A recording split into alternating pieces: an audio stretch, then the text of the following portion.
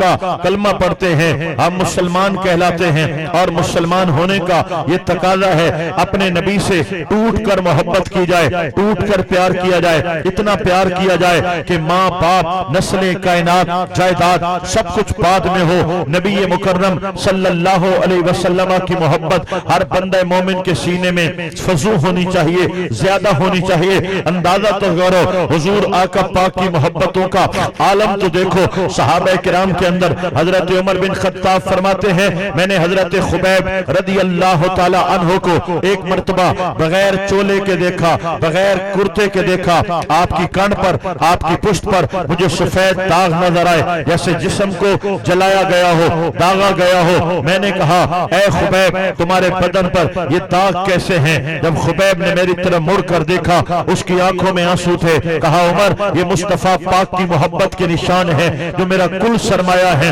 قیامت کے میدان میں میری بخشش کا سامان ہے۔ میں نے کہا خبیب ماجرا کیا ہے؟ فرمایا جب میں نے حضور کا کلمہ پڑھا مجھے مارا گیا اور کہا گیا آقا پاک علیہ السلام کا دامن چھوڑ دو۔ میں نے کہا نہیں ہو سکتا، مجھے کوڑوں کی مار لگائی گئی اور کہا گیا حضور کو چھوڑ دو۔ میں نے کہا نہیں ہو سکتا، مجھے پتھروں تلے لٹایا گیا اور کہا آقا پاک علیہ السلام سے اپنا تعلق ختم کر دو۔ میں نے کہا نہیں ہو سکتا۔ پھر ظالم لوگ کولے منگاتے تھے، انگارے جلاتے تھے، جب انگارے سلگنے لگ جاتے آگ نکلنے لگ جاتی اور سرخ لال انگاروں سے لال شعلے نکل رہے ہوتے، میری ننگی پشت کو انگاروں پر لٹا دیا جاتا، میں انگاروں پر تڑپتا تھا اور وہ کھڑے کھڑے کہتے تھے خبیب حضور کا دامن چھوڑ دو، نبی کا دامن چھوڑ دو، آقا کی محبت کو چھوڑ دو۔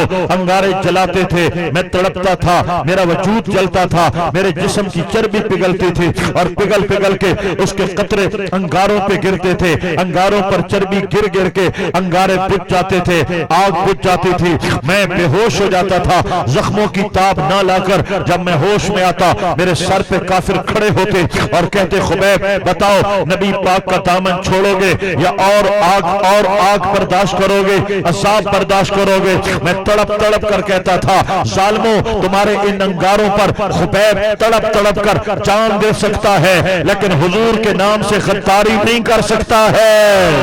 سبحان اللہ، نعرہ تکبیر، نعرہ رسالت، نعرہ خلافت، نعرہ حیدری، تاجدار ختم نبوت۔ زندہ باد۔ لوگوں ذرا اندازہ کرو جب حضور نے مکہ پاک چھوڑنے کا حکم دیا کتنا اوکھا کام تھا، کتنا مشکل وقت تھا۔ مکے میں جاگیریں، مکے میں جائیدادیں، مکے میں سب کچھ، مکے میں بیوی بچے، مکے میں والدین، مکے میں رشتہ دار، ہر چیز مکہ پاک کے اندر تھا۔ آقا پاک نے حکم دے دیا تم نے مدینہ روانہ ہونا ہے۔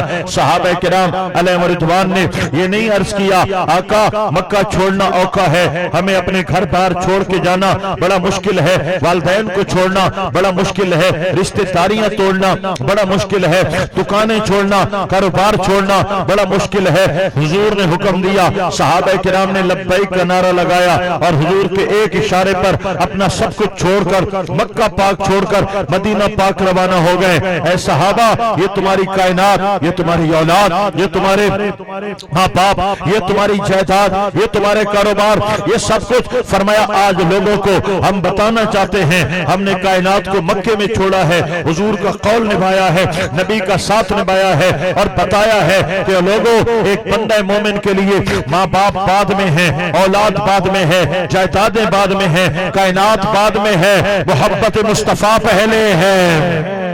لوگوں جب تک ہمارے سینے پر آقا پاک کی محبت کی مہر لگی ہوئی ہے ہمارا ایمان کوئی نہیں چھین سکتا، ہمیں آقا کے در سے ورغلا کوئی نہیں سکتا۔ جن دلوں میں حضور کی محبت ہوتی ہے قادیانیت کی ہوا چلے تو بھی پاش پاش ہو جاتی ہے، لیکن حضور کی محبت کو دل سے نہیں نکالا جا سکتا۔ ختم نبوت کے منکر ہوں تو بھی عقیدے کو متزلزل نہیں کر سکتے، جن کے دلوں میں نبی پاک کے عشق کا راج ہے۔ اگر حضور نبی پاک علیہ السلام کی अहानत करने वाले दुरूद क्यों पढ़ते हो, सलाम क्यों पढ़ते हो, ये अजानों के साथ क्यों पढ़ते हो, ये मीलाद क्यों मनाते हो, ये अंगूठे क्यों चूमते हो, ये झंडे क्यों लगाते हो, हुजूर को नूर क्यों मानते हो, आपका इल्म गैब क्यों मानते हो। ये वस्फ से डालने वाली जितनी बलाएं हैं, जिनको हुजूर के जिक्र से चिढ़ है, आपकी शान से चिढ़ है, आपकी निस्बत से चिढ़ है, आपके मकाम से चिढ़ है, ये जितनी बलाएं हैं, ये जितना जोर लगा लें, जिस दिल पर इश्क रसूल का राज है वो यही जवाब देता है, दफा हो जाओ शैतान के पैरोकारों और शैतान की चालें चलने वालों, मेरे दिल पर मोहम्मद पाक की मोहब्बत का राज है। जीऊंगा तो मुस्तफा की गुलामी में, मरूंगा तो मुस्तफा की गुलामी में। जो हुजूर से वफा करने वाले हैं लोगों, उनको मुतसलसल नहीं किया जा सकता, उनके पाया इस्तिकलाल में जुम्मश पैदा जा सकती। क्या वजह है? खत्म नबूवत के लिए जो लोग घरों से निकले, नामूस रिसालत के लिए जो लोग घरों से निकले, उन पे गोलियां भी चली हैं, उन पे शेलिंग भी हुई है, उनके लाशें भी गिरे हैं, सर्दी की शिद्दत भी बर्दाश्त की है, बरसती बारिश भी देखी है, जेलें भी देखी हैं, हर तरह की आजमाइशों से वो गुजरे हैं जिन्होंने नबी पाक की मोहब्बत का जाम पिया है। हुजूर अमीरुल मुजाहिदीन अल्लामा खादिम हुसैन रिजवी रहमतुल्लाह तआला अलैह ने ऐसा दर्द भरा, ऐसी टीम तैयार की है, ऐसे जहन तैयार किए हैं, ऐसी सोच तैयार की है कि ये नौजवान आगे बढ़ते रहे, सीने पे गोलियां खाते रहे, जाने देते रहे। मौला ये माजरा क्या है? फरमाया माजरा यही है, देश के रसूल का जाम पी लेता है, कायनात लुटा देता है, नाम मोहम्मद से गद्दारी नहीं करता है। नारे तकबीर, नारे रिसालत, खादिम तने जालिसा, खादिम तने जालिसा, नारे मेरे भाइयों में मौजू नहीं चला रहा, इश्क मुस्तफा का मौजू नहीं चला रहा, बल्कि आप हजरात की एक ज़हन साजी कर रहा हूं। और वो ज़हन साजी क्या है कि हुजूर से वफा करना सीखो, आका पाक से मोहब्बत करना सीखो। आप जरा देखो तो सही, आज यहूद हैं, हनूद हैं, नसारा हैं, डेनमार्क वाले हैं, फ्रांस वाले हैं, खाके बनाते हैं, आका पाक की जात पर हमले करते हैं। इनका मकसद क्या है? ये रसूल पाक अलैहिस्सलाम की तौहीन करके हमें हुजूर अलैहिस्सलाम से दूर ले जाना चाहते हैं, हमारे सीनों से नबी करीम अलैहिस्सलाम की मोहब्बत को खत्म करना चाहते हैं, आका अलैहिस्सलाम की मोहब्बत से हमें खोखला करना चाहते हैं। ये बात भी ज़हन नशीन करिए मेरे भाइयों, गौर से सुनना। अगर हम मुसलमान हैं ना तो हुजूर की मोहब्बत की वजह से मुसलमान हैं। अगर हम अपने मजहब इस्लाम के साथ आज जुड़े हुए हैं तो आका पाक अलैहिस्सलाम की मोहब्बत और निस्बत की वजह से जुड़े हुए हैं। अगर इसमें कमी आए, इसमें कोताही आए, बंदा मुसलमान नहीं रहता। लिहाजा यहूद और नसारा, डेनमार्क वाले, फ्रांस वाले, ये जितनी बलाएं हैं, इन्होंने आका पाक की शान में जो गुस्ताखियां की हैं, उनका मकसद ये है, ये फाका कश के मौत से डरता नहीं जरा, रूह मोहम्मद इसके बदन से निकाल दो, इनके दिलों से हुजूर की मोहब्बत छीन लो, इनको खोखला कर दो, इनको खाली कर दो, ताकि ये लोग कचरा बन जाए, नाकारा हो जाए। लेकिन मेरे भाइयों, अल्लाह अकबर कबीरा, आका मौला नबी पाक की मोहब्बत रखने वालों ने ये बता दिया है, तुम जितनी साजिशें कर लो, तुम जितने हथकंडे कर लो, जब 12 रबीउल अव्वल का दिन आएगा, पूरी दुनिया में पहले से ज्यादा हुजूर का मिलाद मनाएंगे और तुम्हें बताएंगे कि मेरे नबी से मेरा रिश्ता कल भी था और आज भी है।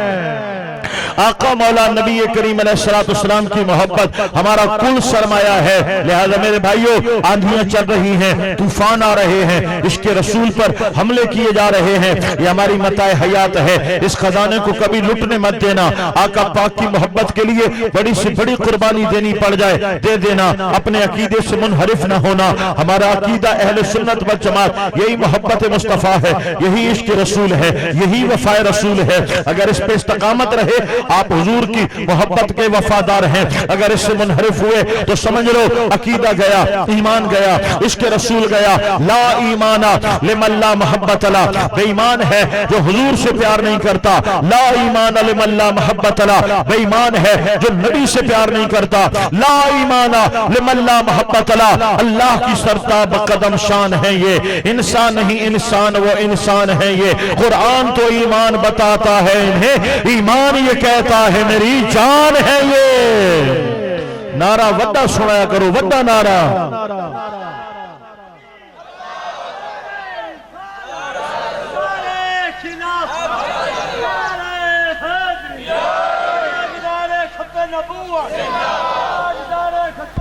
زندہ باد زندہ باد۔ اللہ اکبر و کبیرہ۔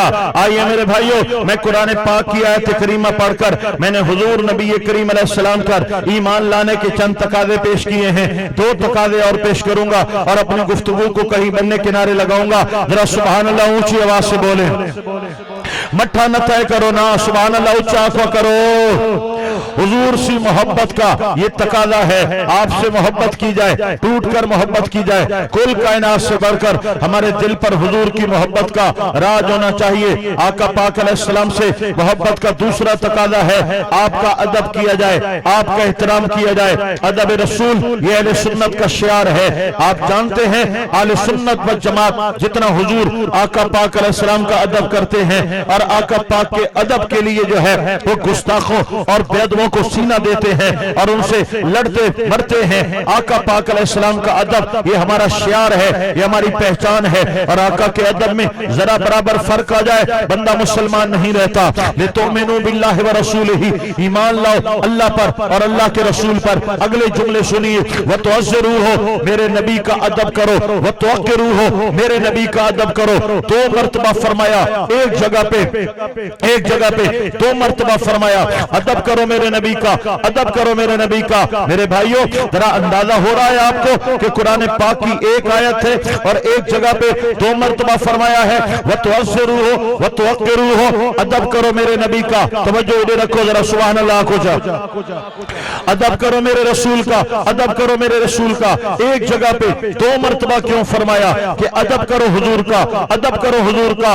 علماء نے فرمایا اس کی وجہ یہ ہے اللہ پاک نے یہاں مبالغہ کے لیے ایک بات کو 2 مرتبہ بیان کیا ہے۔ مبالغہ کیا ہوتا ہے؟ آپ کہتے ہیں فلاں بندہ سونا ہے اور بہت سونا ہے، فلاں بندہ اچھا ہے اور بہت اچھا ہے، فلاں بندہ سخی ہے اور بہت سخی ہے۔ یہ سخی تو ہو گیا، سونا تو ہو گیا، اچھا تو ہو گیا۔ جو بعد میں کہتے ہو بہت اچھا ہے، بہت سونا ہے، اسے مبالغہ کہا جاتا ہے۔ کسی بات کو بڑھا چڑھا کے کہنا، کسی بات کے اندر بہت زیادہ اضافہ کر کے کہنا، اس کو مبالغہ کہتے ہیں۔ تو اللہ پاک نے حضور کے ادب میں مبالغہ کے لیے فرمایا وَتُعَزِّرُوهُ وَتُوَقِّرُوهُ، لوگوں نبی کا ادب کرنا اور بہت زیادہ ادب کرنا۔ اور علماء نے فرمایا ایک جگہ پہ 2 مرتبہ کیوں فرمایا میرے نبی کا ادب کرو؟ فرمایا تاکید مزید کے لیے۔ تاکید مزید کیا ہوتی ہے؟ آپ کہتے ہیں یہ کام کرنا اور ضرور کرنا، جانا اور ضرور جانا، آنا اور ضرور آنا، یہ جو بعد میں ضرور کہتے ہیں یہ تاکید مزید ہے۔ تو اللہ کریم نے 2 مرتبہ بیان فرمایا وَتُعَزِّرُوهُ وَتُوَقِّرُوهُ، لوگوں رسول کا ادب کرنا ہے اور ضرور کرنا ہے۔ تاکید کیوں فرمائی؟ تاکید مزید کیوں فرمائی اور مبالغہ کیوں فرمایا؟ اس کی وجہ کیا ہے؟ وجہ یہ ہے پہلے اللہ کریم فرما رہا ہے لِتُؤْمِنُوا بِاللَّهِ وَرَسُولِهِ، اللہ رسول پر ایمان لے آؤ، اور آخر میں کہہ رہا ہے وَتُسَبِّحُوهُ بُكْرَةً وَأَصِيلًا، اللہ پاک کی پاکی بولو، اللہ پاک کی تسبیح بولو، اللہ پاک کی حمد کرو، اللہ پاک کا ذکر کرو۔ پہلے ایمان کا ذکر کیا، آخر میں تسبیح کا ذکر کیا، درمیان میں حضور کے ادب کا ذکر کیا۔ تو فرمایا کہیں ایسا نہ ہو کہ لوگ بھول جائیں ایمان ضروری ہے اور اعمال ضروری ہے، نماز ضروری ہے، سجدے ضروری ہیں، حضور کے ادب کو بھول ہی نہ ہے۔ ادب کرو تو مرضی ہے، نہ کرو تو مرضی ہے۔ اس لیے اللہ پاک نے درمیان میں 2 مرتبہ حضور کے ادب کا ذکر کیا ہے کہ لوگوں ذرا ٹھہرو، میں 2 مرتبہ بیان کر کے یہ بتا رہا ہوں کہ ادب مصطفیٰ بہت ضروری ہے۔ حضور کے ادب کو ہلکا مت لینا، یہ انتہائی ضروری ہے اور بہت ضروری ہے۔ اگلی بات سنیے گا دوستان گرامی، اللہ اکبر و کبیرہ، میرے آقا مولا نبی کریم علیہ السلام کے ادب کا رب ذوالجلال تذکرہ کر رہا ہے۔ حضور کا ادب کتنا ضروری ہے؟ ادب ہے تو ایمان ہے، ادب نہیں ہے تو ایمان نہیں ہے۔ پہلے میں مثال دوں گا، پھر اس پر میں قرآن کی آیت پیش کروں گا، اور یہ بات ذہن میں رکھنا اللہ کے قرآن کا سہارا لے کر عقیدہ اہل سنت بیان کیا جا رہا ہے۔ پھر تمہیں کیا بلائیں ہیں، کبھی ادھر چلے جاتے ہو، کبھی کالوں کے پاس چلے جاتے ہو، کبھی نیلے پیروں کے پاس چلے جاتے ہو. تمہیں اہل سنت میں کیا خامی نظر آئی ہے؟ اہل سنت کے علماء میں کیا خامی نظر آئی ہے؟ قرآن یہاں پڑھا جاتا ہے، حدیث یہاں پڑھی جاتی ہے، حضور کی نعت یہاں پڑھی جاتی ہے، صحابہ کی شان یہاں بیان کی جاتی ہے، اہل سنت کی شان یہاں بیان کی جاتی ہے. تو میرے بھائیوں، خدا کی توحید کی بات بھی ہو، شان رسالت بھی ہو، شان صحابہ بھی ہو، شان اہل بیت بھی ہو، تو پھر ضرورت کیا ہے کسی اور کی گود میں جانے کے لیے؟ لہذا اپنا ایمان بچانا چاہتے ہو تو اہل سنت سے جڑ جاؤ اور اس طرح جڑ جاؤ. کوئی کالے ہو، پیلے ہو، نیلے ہو، بتا دو جیئیں گے تو یا رسول اللہ کے جھنڈے چلے، مریں گے تو یا رسول اللہ کے جھنڈے